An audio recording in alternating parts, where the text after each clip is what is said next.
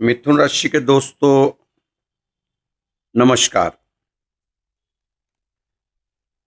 दोस्तों, कुछ इच्छाएं अब आपकी पूरी हो सकती।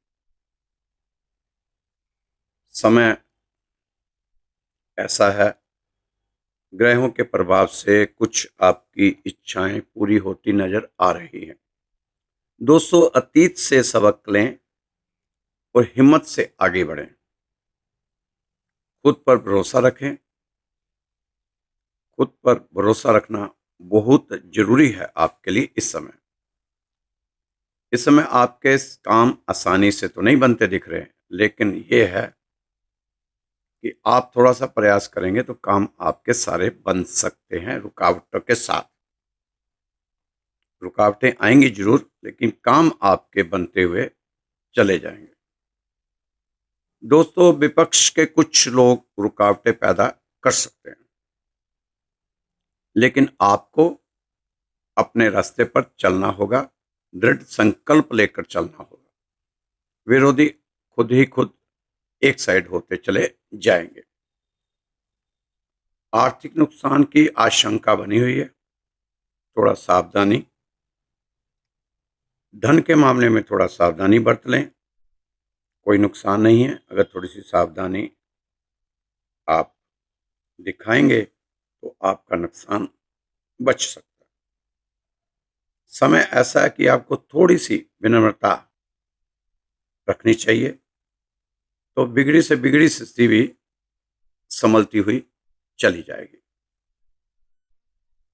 करियर में बड़े फैसले लेने में आत्मविश्वास थोड़ा-सा कमज़ोर हो सकता है, लेकिन आपने अपने आत्मविश्वास को मजबूत करते हुए ही आगे बढ़ना है। आत्मसमर्पण और धैर्य रखने की ज़रूरत है। अवसर का लाभ उठाने के लिए अपने काम पर ध्यान दें। काम पर ध्यान देना बहुत ज़रूरी है दोस्तों। कड़ी मेहनत करनी पड़ेगी मिथुन राशि वालों को। अभी कई ज़िम्मेदारियों का प्रेशर आपके ऊपर बन सकता है, लेकिन बार-बार आपको हर रोज़ यही बताता हूँ कि दबाव और तनाव के बीच में आकर कोई काम मत करना। अपनी शर्तों अनुसार ही काम आपने करना है। किसी काम में भी आपका मन भारी महसूस ना करे। इसलिए जो भी करें, सोच समझ के करें। और ये समय ही सोच समझ के चलने वाला है। दोस्तों, मिथुन राशि के विषय में काफ़ी ज़्यादा लोगों ने पीछे बात फैलाई थी कि 2025 आते-आते आप सभी करोड़पति बनते चले जा रहे हैं। और अब 2025 के भी 6 महीने बीत गए, लेकिन अभी तक कोई भी करोड़पति वाली बात सामने आई नहीं। दोस्तों, इस समय मान-सम्मान बचाकर चलना चाहिए। अपने मान-सम्मान को बढ़ाते हुए आगे बढ़ें।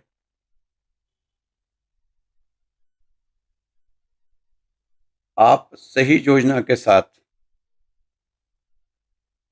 आगे का रास्ता तय करें।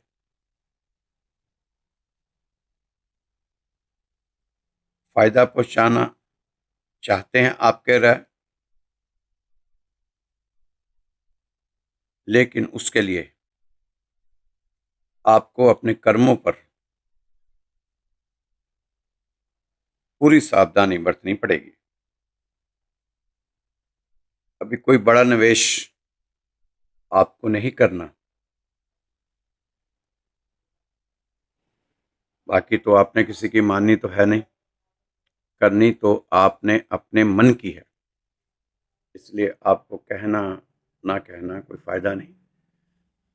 फिर भी अगर कुछ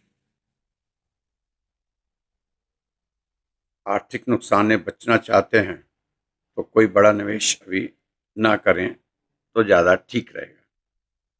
संयम बनाए रखें। किसी निर्णय पर पहुँचना आपके लिए कठिन नहीं है। अपने विचारों को स्पष्ट रूप से और विनम्रता से प्रकट करने की कोशिश करने की सोच आपकी होनी चाहिए। दोस्तों, आपको हर दिन कुछ नया सीखने का ये समय है। इस समय आपको अपनी क्षमताओं और सीमाओं का सही मूल्यांकन करने की जरूरत होगी। काम के मामले में नई सूचनाएं मिल सकती हैं। किसी योजना पर काम कर रहे हैं तो छोटे छोटे बदलाव या सुझाव आपकी मदद कर सकते हैं। ओवर कॉन्फिडेंस से बचने और टीम वर्क पर ध्यान देने की जरूरत है। दोस्तों, किसी पुराने मुद्दे या भ्रम को लेकर आपके पास हल निकालने का बहुत ही सही मौका अब आ गया है। इस मौके को आप हाथ से मत जाने देना। कोई पुराना मुद्दा जो भ्रम को लेकर आपके पास था, जिससे आपको दिक्कत तो थी ही, अब इसको हल करें और आगे बढ़ें। जीवन साथी के विचारों का सम्मान करते हुए आपको अपने दाम्पत्य जीवन को जीने की सोच बनानी चाहिए। आत्मिक शांति और संतुष्टि महसूस करेंगे। व्यापारियों के लिए अच्छा समय है। योजनाओं को गोपनीय रखा करें, ये तो हर बार आपको बताए जाते हैं। कार्यस्थल पर किसी महत्वपूर्ण निर्णय के बारे में सोचने का समय मिलेगा। अपने कार्य को नए दृष्टिकोण से देख पाएंगे, कुछ लाभ भी मिलेगा। कोई भी फैसला लेने से पहले सभी तथ्यों को ठीक से समझ लें, फिर ही आगे कदम बढ़ाएं। अनुशासन और स्थिरता से तरक्की मिल सकती है। जीवन में खुशहाली आएगी, मानसिक स्थिति बेहतर बनती चली जाएगी। चेहरे पे मुस्कान ला के रखें, लोग आपकी ओर आकर्षित होंगे। आज आपकी उपस्थिति में विशेष आकर्षण होगा। संयम और अनुशासन दोनों ही की जरूरत पड़ेगी। काम की रूपरेखा जरूर बनाते हुए आगे बढ़ा करें। बिना रूपरेखा के कोई भी आप काम ना करें तो अच्छा है। दोस्तों, एक छोटी सी कहानी है। एक राजा का साम्राज्य समुद्र के इर्द गिर्द फैला हुआ। राजा की कई संतानें थी। साथ साथ में खेलते खेलते उन्हें एक कौवे से प्यार हो गया। राजा की संतानों को कौवे से प्यार हो गया। वह उस कौवे को अपना बचा कुचा खाना खिला देते। यह कौवा राजमहल का बचा कुचा खाना खाकर हष्ट पुष्ट हो गया। वह दूसरे कौवे से ईर्ष्या रखता, द्वेष रखता, सिर्फ अपनी ही बात सुनाना चाहता था। उसके काम दूसरे से अपनी प्रशंसा उसके कान दूसरे से अपनी प्रशंसा सुनने को आतुर रहते थे। राजा के बच्चे कौवे से बहुत ही उत्साहित करते रहते थे कौवे को कि हमारा कौवा सभी कौवों से अलग। इसके पंख देखो कितने चमकते हैं, इसकी चोंच देखो कैसे चमकती है, शीशे की तरह चमकती है। इसकी उड़ान तो मानो हंसों जैसी है। कौवा भी अपनी तारीफों के पुल बंधते देख चौड़ा हो जाता था।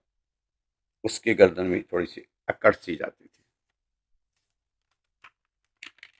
कौवों के साथ राजा के बेटे ज्यादा समय बिताते थे। राजा के बच्चों का हंसों से तुलना करने का क्रम हमेशा चलता रहता था। हमेशा कौवे की तुलना हंस से करते थे। और एक दिन अचानक क्या हुआ, हंसों का एक समूह उस समुद्र पार से राजा के राज्य में आ ही गया। राजा के बच्चों को वो हंस अपने कौवे की तुलना में बहुत हष्ट पुष्ट और सुंदर लगने लगे। अब कौवे से ये बर्दाश्त नहीं हुआ। वह उन हंसों से ईर्ष्या करने लगा। अब इस कौवे की उछल कूद कोई नहीं देख रहा था। बच्चे अब हंस से ज्यादा आकर्षित हुए थे, क्योंकि वो बहुत ज़्यादा हष्ट-पुष्ट थे।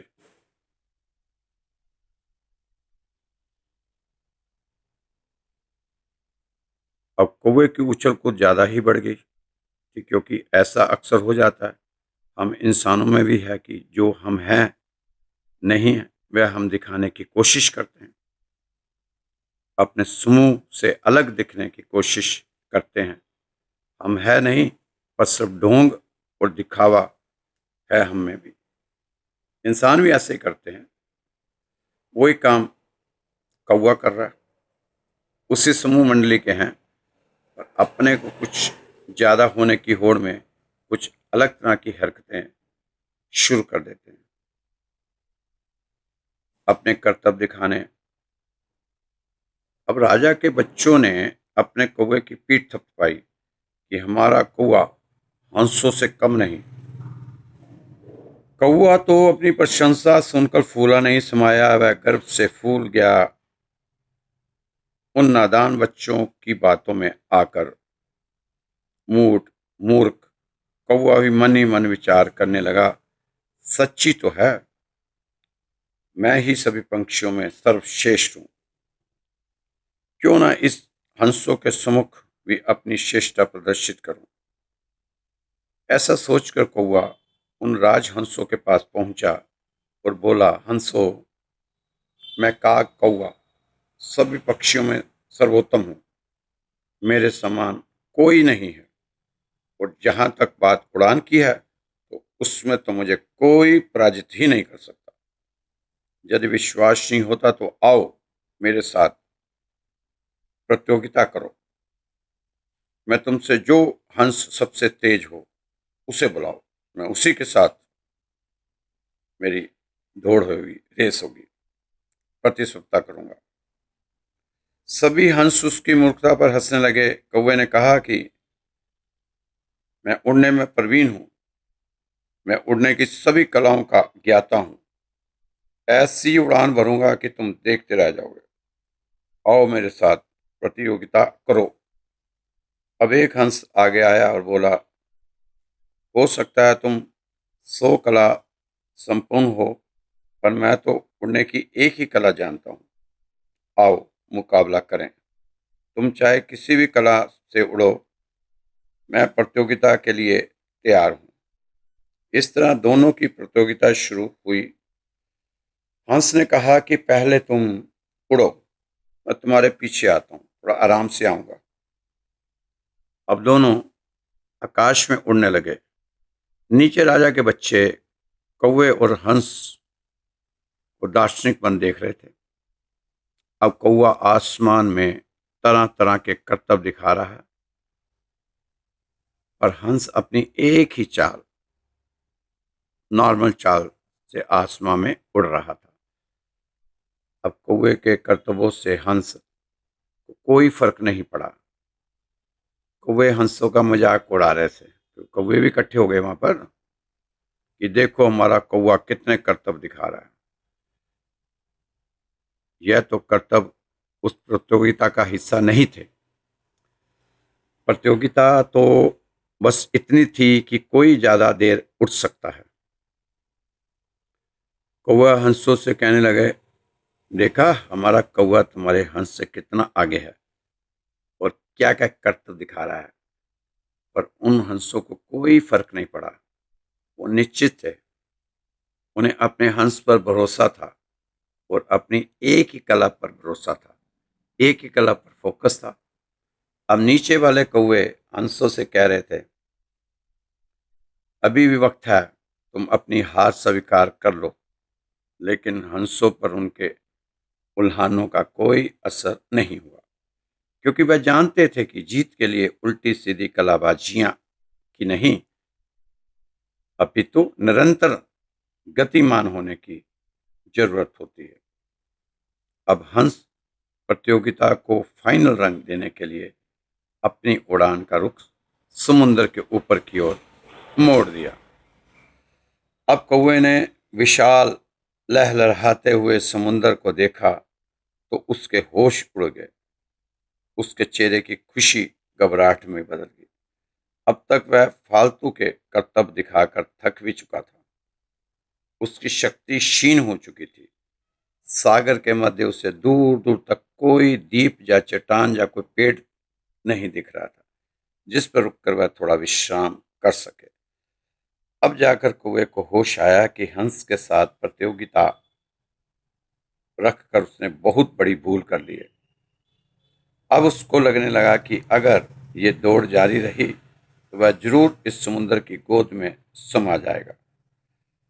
वही हंस अब तक बहुत आगे निकल चुका था रेस में, तो वह जीत ही चुका था, पर फिर उसे कौवे पर दया आई और करना आ गई। उसने अपनी उड़ान वापस कौवे की तरफ की और कौवे के पास पहुंच गया, पर अब कौवे की दशा बहुत दयनीय हो गई थी। उसमें अब थोड़ी सी उड़ने की क्षमता नहीं बची थी। वह बेहोश सा हो रहा था। अब कौवे को हंस थोड़ी शिक्षा देने के लिए बोला, कौवे भैया क्या हुआ, अब कौन सी कला का प्रदर्शन कर रहे हो? अब तुम ऊंची उड़ान वाले करतब क्यों नहीं दिखा रहे? नीचे नीचे ही क्यों जाते जा रहे हो? ज्यादा नीचे गए तो जब समुद्र तुम्हें निगल लेगा। करतब थोड़ा ऊंचा उड़ कर दिखाओ। हंस ने थोड़ा सा उसको कौवे को कहा, अरे अभी तो बहुत आगे उड़ना है भाई मेरे, चलो चलो चलो ऊंची उड़ान भरो। पर कौवे के पास अब कहने को कोई शब्द नहीं रहे थे। उसे अपने व्यवहार पर बहुत गलानी और शर्मिंदगी महसूस हुई। वह अपना दुख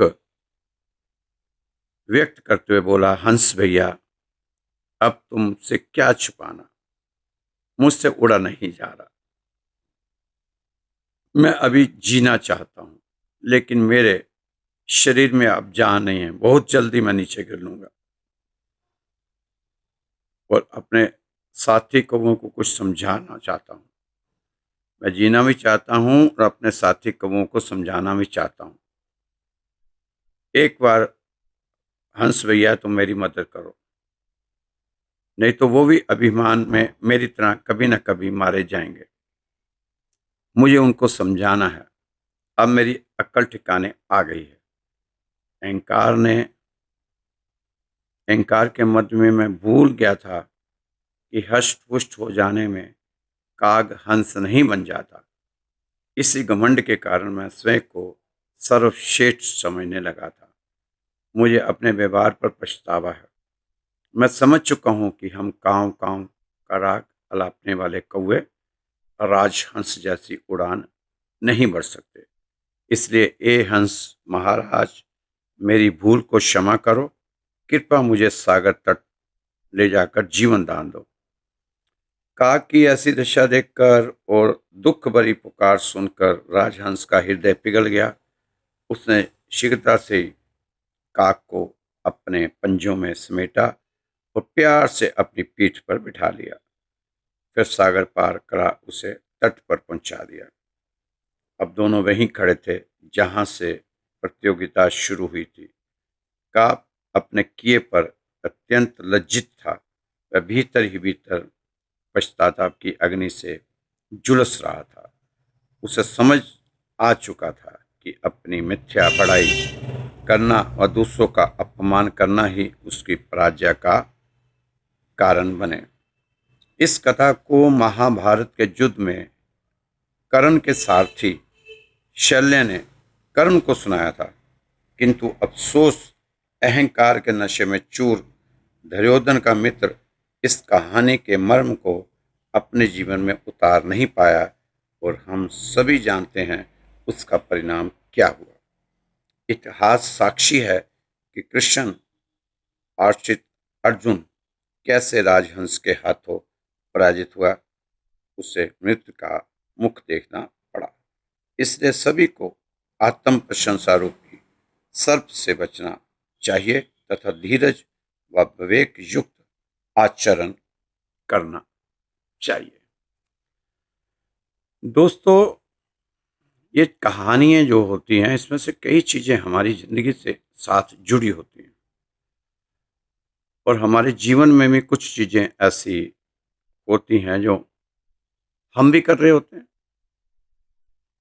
ये नहीं है कि हम में ये चीज़ें नहीं, हम भी कहीं न कहीं प्रतियोगिता हमारी भी ऐसी जगह हो रही होती है, या हमें पता है कि हम नील बटा नील हैं, सामने वाला हमसे बहुत जग दिखावे के कारण हम वो काम कर लेते हैं। दोस्तों, अपने आप को छोटी-छोटी बातों को नज़रअंदाज करने का आदी बनाएँ। ज़रूरी नहीं समाज संसार में हमें हर बात का जवाब देना या बराबर करने का आदी होना चाहिए। हमें अपने आप पर काबू रखना आना चाहिए, क्योंकि हम अगर अपने पर काबू नहीं कर पाएँगे, तो दिक्कत हो जाएगी। अपने को काबू रखते हुए हमें आगे चलना चाहिए। जीवन में ठहराव आ सकता है, कुछ काम रुके हुए हों तो फैसले लेने में देरी हो सकती है। आपको सोचने और अपनी रणनीति की योजना बनाने का मौका मिलेगा, स्थिति बेहतर होगी और आपकी मेहनत फलित होगी। किसी संबंध में उलझन महसूस हो रही है, तो समय लें और गहरा विचार करें। सिंगल लोग अपने दिल की आवाज़ पर ध्यान दें। नए संबंध की शुरुआत हो सकती है, लेकिन इसके लिए आपको अपनी भावनाओं पर निरंतर रखने की जरूरत है। दोस्तों, टीम वर्क में सफलता मिल सकती है। आपके द्वारा किए गए कार्यों को तारीफ मिलेगी। नई योजना या काम शुरू करने के लिए अच्छा समय है। आपको आर्थिक सफलता मिल सकती है। प्रेम रिश्तों में नया रास्ता नजर आएगा। प्रेम से रहें, अपनी कोशिश को बहुत अच्छे नतीजे मिलेंगे। किसी बड़े इंसान से मुलाकात भी हो सकती है। मेहनत का पूरा फल मिलता हुआ नजर आ रहा है आपको इस समय। आत्मविश्वास और खुशियों का स्तर ऊंचा रहेगा। दिन के आखिरी में आपको लगेगा जैसे आपने अपने सपनों को साकार किया हो। हर क्षेत्र में सफलता और संतोष महसूस करेंगे। अपनी कोशिशों की तारीफ करने का समय। आपको खुद ही कभी-कभी अपनी तारीफ कर लेनी चाहिए। अपनी कोशिशों की, प्रयासों की तारीफ आपको करनी चाहिए। अपनी पीठ कभी-कभी खुद ही थपथपा लिया करें। उससे भी देखना कितना आपको तसल्ली मिलेगी। आपकी मेहनत की तारीफ होगी। आपको भी अपनी मेहनत की तारीफ करनी चाहिए।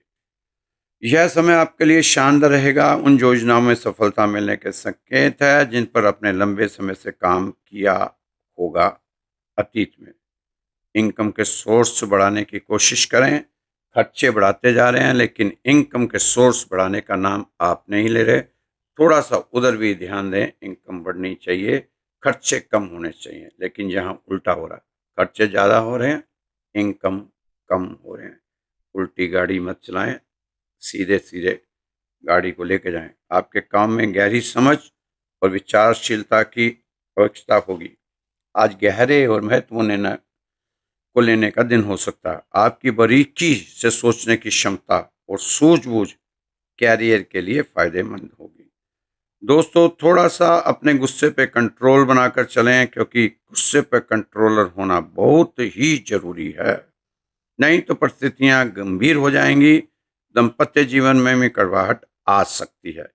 आर्थिक स्थिति मजबूत होगी, निवेश से फायदा होगा। गुस्से पर नियंत्रण रखना जरूरी है। सोच समझकर बोलें। आपके लिए समय बहुत अच्छा है। अगर आपने अपने गुस्से पर कंट्रोल कर लिया तो कंट्रोलर लगा के देखें। आपके घर में वॉशिंग मशीन है, उस पर कंट्रोलर लगा। मिक्सी है, उस पर कंट्रोलर लगा। कोई भी चीज़ घर में है, उसका कंट्रोलर आपके पास है, जिसको कहते हैं रिमोट रिमोट रिमोट कंट्रोल। तो अपने गुस्से पे भी ऐसा कुछ रिमोट आपके हाथ में हो उसका, कि आने ना दे। क्योंकि दोस्तों, गुस्सा बहुत खतरनाक है। एक छोटी सी कहानी के द्वारा आपको समझाने की कोशिश करता हूँ। शायद आपको नहीं तो मुझे तो समझ आएगी। एक कारपेंटर की दुकान में एक सांप कहीं से घूमता फिरता टहलता पहुंच गया। दुकान तो बंद थी। कारपेंटर अपने घर जा चुका था। छुट्टी हो चुकी थी, शाम का समय था। और अब सांप अकेला ही था दुकान के अंदर। वो लगा टहलकदमी करने दुकान के अंदर, कभी इधर से उधर, उधर से इधर, उधर से उधर जा रहा है, पूरा सैर कर रहा है अपना। जो दिन में खाया पिया सब हजम कर रहा था, सैर कर रहा था सांप। बड़े मजे से कभी किसी कुर्सी पर, कभी किसी मशीन पर, कभी टेबल पर, तो कभी कहीं तो कभी कहीं आनंद ले रहा था, आनंद अकेलेपन का। अचानक एक आरी से गुजरा तो थोड़ा सा हल्का सा ब्लेड उसको लग गया आरी का। बस फिर क्या था, उसने जोर से अपना फन उठाया और उस आरी पर दे मारा। आरी के तो पता ही है आपको, लकड़ी को काटने वाली आरी कितनी तेज होती है, उसके दांत होते हैं, दांत। जोर से आरी पर दे मारा। अब वह बड़ा जख्मी हो गया। जख्मी हो गया तो खून निकलना शुरू हो गया।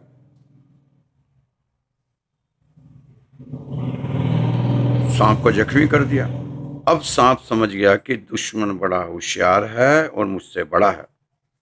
सांप के लड़ने के दो तरीके होते हैं। एक तो वह अपने दुश्मन को डंक मारकर जहर उगल देता है तो वह मर जाता है, नहीं तो वह दुश्मन के इर्द गिर्द लिपट कर उसे जकड़ कर मार देता है। वैसे ही व्यवहार उसने उस कारपेंटर की आरी से किया। अब क्या होना था, जो हुआ होगा। अगर हम में से थोड़ी सी भी सोचने की समझ कोई रखता हो, क्षमता हो, तो हम उस सांप का हाल का बयान कर ही सकते हैं कि वह तड़प तड़प कर खुद ही अपनी मौत मर गया। जैसे हमें कोई कुछ कह देता है, पहले हम उसे हर बात का जवाब देते रहते हैं, बाद में अकेले बैठ पछताते हैं, कुटते हैं, सड़ते हैं। वह सांप की तरह ही मरने वाली हालत होती है दोस्तों। इसलिए आप अपने गुस्से पर कंट्रोल करके चलें तो बात बन जानी है, नहीं तो फिर वो सांप वाला हाल हो जाएगा कि आहिस्ता आहिस्ता मरण अवस्था में पहुंच ही जाएंगे। तो दोस्तों, मेहनत करके आगे बढ़ें। अभी थोड़े दिन ज़्यादा स्पष्टवादी ना बने। अगर किसी की बात आपको अच्छी नहीं लगती तो वहाँ से निकल लें, पतली गली से जितनी जल्दी हो सके। खड़े होने की ज़रूरत नहीं है। ज़्यादा वाद विवाद में पड़ा ना करें, क्योंकि जाता हुआ ये जो समय है ये आपको कुछ ना कुछ सिखाकर जाएगा। आपके लिए एक ही उपाय है कि झूठ बोलने से बचें और झूठ बोलने वाले से भी बचें, क्योंकि झूठ बोलने में आत्मा अशुद्ध होती है। अपनी वाणी में हमेशा ही सच्चाई रखें और सच्चे लोगों से ही अपना रिश्ता रखें। झूठ के कारण कई मिथुन राशि के जातकों का परिवार भी टूट के कगार पर पहुंच चुका है। अपने परिवार से हमेशा सच का साथ लें। माँ लक्ष्मी की कृपा चाहते हैं तो शनिवार को एक कटोरी में सरसों का तेल लें, अपना चेहरा देखें, फिर से कटोरी समेत उसे दान कर दें। काले तिल के तेल का दीपक जलाएं, आपको फायदा होगा। दोस्तों, अपना जिद्दी और क्रोधी स्वभाव को त्यागना होगा, तभी ये समय परफेक्ट तरीके से गुजरेगा। आप मेहनत के दम पर ही कुछ कमा पाएंगे, सफल हो पाएंगे। मेहनत और भागदौड़ में जाने वाला दिन साबित होगा, लेकिन मेहनत का फायदा भी तभी होगा जब आप सही दिशा में मेहनत करते हुए पाएंगे। ज़्यादा उत्साहित होने की जरूरत नहीं। हो सके तो आप गौरी शंकर की पूजा किया करें तो आपको काफ़ी राहत मिलेगी। आप अब अपने बारे में सोचें, ज़्यादा लोगों पर अपना कीमती समय ना जाया करें, क्योंकि आपका समय बहुत कीमती है। आप ज़्यादा त्यागी ना बने। ज़्यादा त्यागी बनने से आपको ही नुकसान होगा, क्योंकि जीवन में आपने बहुत आगे बढ़ना है। आपकी ऊर्जा का स्तर काफ़ी बढ़ने वाला है। आपके प्रभाव की चमक दूर दूर तक प्रसारित हो सकती है। धन लाभ, मान सम्मान, प्रतिष्ठा सब कुछ प्राप्त कर सकते हैं, क्योंकि सारे ग्रह आपकी फेवर में है। यहाँ तक कि राहु ही आपको फायदा देता हुआ नजर आ रहा है, और खास तौर पर बृहस्पति देव अतिचारी होकर आपके राशि में बैठ चुके हैं, ये तो आप जानते ही हैं। तो सब ग्रहों का फायदा उठाते हुए आप आगे बढ़ें। नौकरी में तरक्की मिलने के चांस बने हुए हैं। जिनके पास नौकरी है उन्हें नौकरी का मिलने की बहुत बहुत बधाई। जिनको अभी नौकरी नहीं मिली उनको थोड़ा इंतजार करना पड़ेगा। नौकरी में ट्रांसफर, नौकरी में तरक्की, सब कुछ आपकी फेवर में होगा। बस थोड़ा सा आपको इंतजार करना होगा। अपने आप को साफ सुथरा रखें, साफ खाएं, अच्छा बोलें, अच्छा पहने, तो तभी बात बननी है। दोस्तों, जिंदगी में कभी उदास मत होना, कभी किसी बात पर निराश मत होना, क्योंकि जिंदगी संघर्ष है, चलती रहेगी। अपने जीने के अंदाज को मत खो देना। जिंदगी में सब कुछ दोबारा मिल सकता है, लेकिन वक्त के साथ खोया हुआ रिश्ता और भरोसा दोबारा नहीं मिल सकता। दोस्तों, छोटी सी कविता के रूप में सुनी थी कभी किसी कवि ने कहा, तो वह बात मिथुन राशि वालों पर भी शायद फिट बैठती नजर आ रही है। अगर मिथुन राशि वाले इन शब्दों को अपने जीवन में उतार लें तो कुछ दुख तो कम हो ही सकते हैं, सारे नहीं तो कुछ पीड़ा तो कम हो ही सकती है, कुछ पीड़ा से मुक्त हो सकते हैं। तो दोस्तों, हर नक्श जहन से मिटा के सोया कर, हर नक्श जहन से मिटाकर सोया कर, तुझे दुनिया भुला के सोया कर। क्या खोया क्या पाया क्या ढूंढ रहा, क्या खोया क्या पाया क्या ढूंढ रहा, प्रभु को सब कुछ बताकर सोया कर। नींद भले कितनी ही गहरी हो जाए, नींद भले ही कितनी ही गहरी हो जाए, पर ख्वाबों पर जगाकर सोया कर।